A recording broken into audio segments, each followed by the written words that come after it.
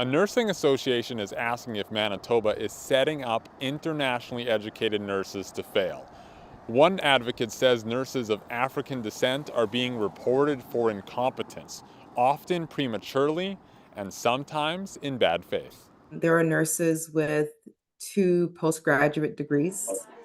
There are nurses with degrees that they've gotten from foreign countries that are being scrutinized, criticized, questioned on validity.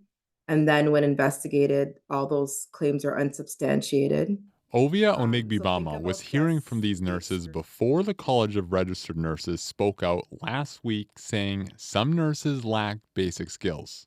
The province has welcomed hundreds of new nurses in recent years because labor mobility rules have relaxed. A nurse living in Manitoba can get registered in another province where it might be easier to get a license and then work in Manitoba automatically.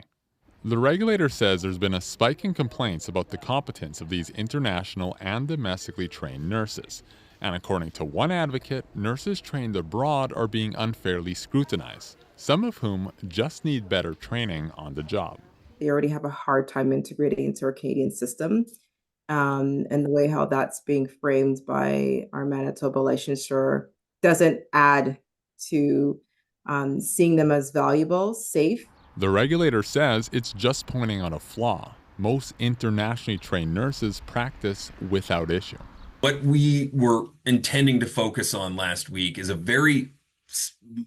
much smaller cohort of individuals. The regulator is asking the province to make previous Canadian work experience mandatory again for these nurses.